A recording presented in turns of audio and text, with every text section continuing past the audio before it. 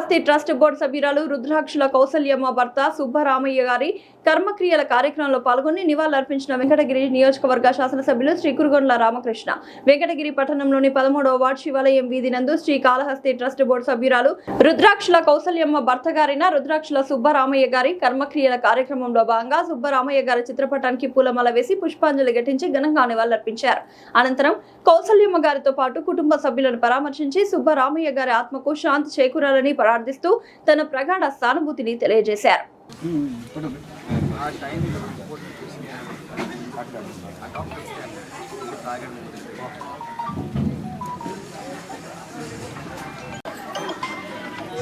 Last year ఇదే situation వచ్చింది.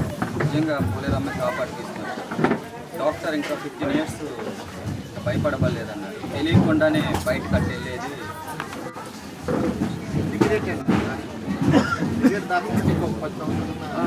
Almost పోలేదమ్మ అంటే ఆల్మోస్ట్ అప్పుడే వెళ్ళిపోయారు.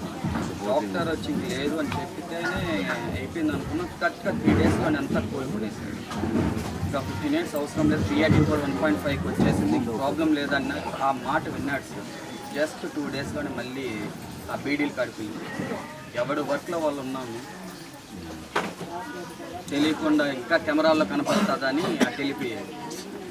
అంటే ఇక్కడ ఎక్కడ చుట్టూ కూర్చుంటే కెమెరాలో చూస్తున్నామని అవుట్ సైడ్కి తాగేసి అవును.